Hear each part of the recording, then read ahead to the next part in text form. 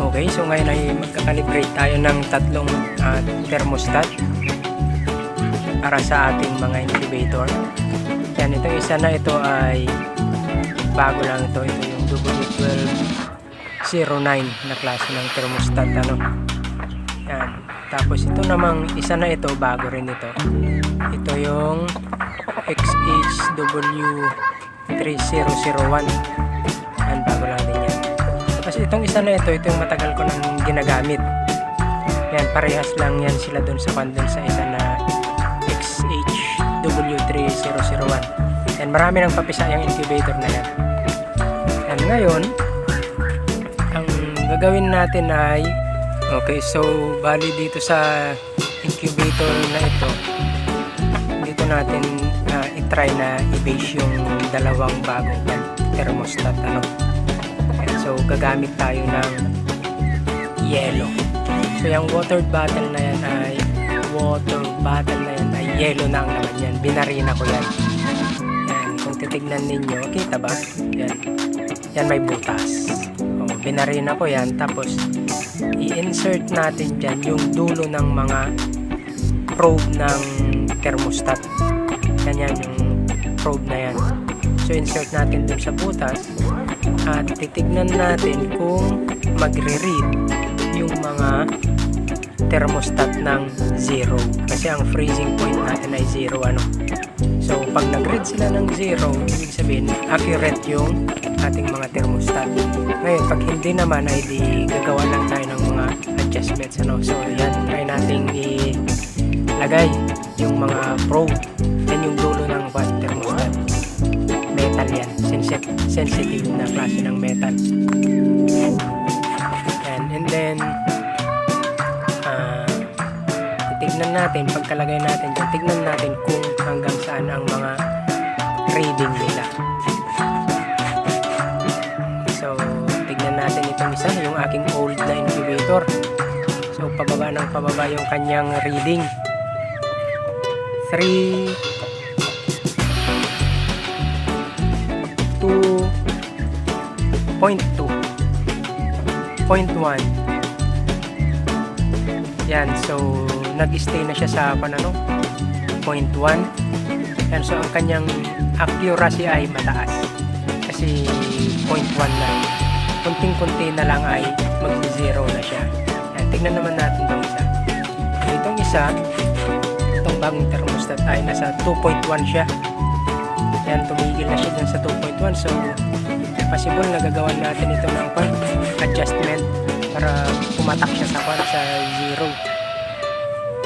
Ayan, silipin naman natin itong W1209. Ayan, 0.2 o 0.3.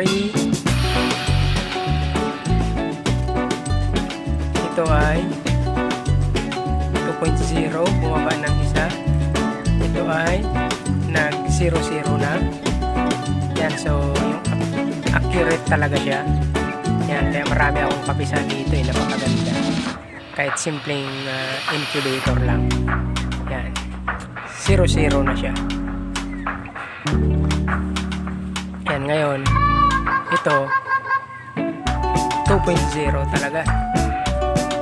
Yan, itong isa ay nasa 0.05 pa. Yan. Ngayon, subukan nga natin alisin yung isang probe. Tapos yung isa lang ang ilagay natin. Kung hanggang saan pababa ang kanyang reading. Kasi nagsiksikan sila doon. Lipat. Yan, yung probe lang muna na yan na dalawang ilagay natin. Okay, so ito ay nag-0.0 na rin. Yan, dahil siya lang ang naisiksik doon ay nag-0.0 na din siya. So accurate din ito. Baka mag-negative pa nga ito mamaya. So ibig sabihin pwede na natin gamitin itong thermostat na to. Parehas na silang accurate itong aking old thermostat na nakalagay dito sa aking old incubator. Yan. Ngayon silipin ulit natin itong isa. Yan, kung magbabago ang kanyang reading. Yung kanyang probe lang ang ilagay natin dito sa yellow. Kaya analisin natin yung dalawa, yung probe niya lang. Yan.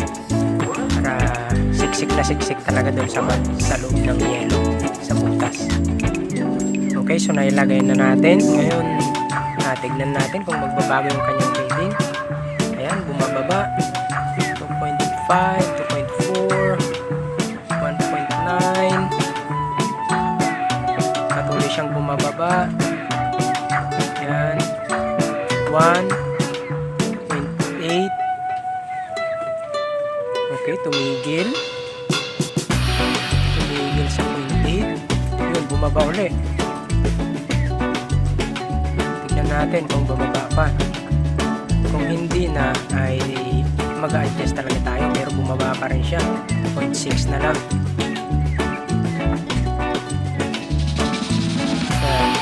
So dyan na lang kaya yan. Baka dyan na lang siguro. 0.6. So ibig sabihin ay mataas siya ng 0.6 sa freezing point. Yan. So pag i-set natin yan ay dapat ibaba siya ng 0.6 pag nagpapisa na tayo. Okay, so ganun lang tayo mag-calibrate ng ating mga thermostat. Simpleng-simple lang naman yan. Pwede nyo rin yan gawin sa halimbawa baso, punin nyo ng yelo, doon nyo ilagay yung probe ng inyong mga thermostat, ay pwede. Yan, okay, so thank you sa panonood. Next time uli.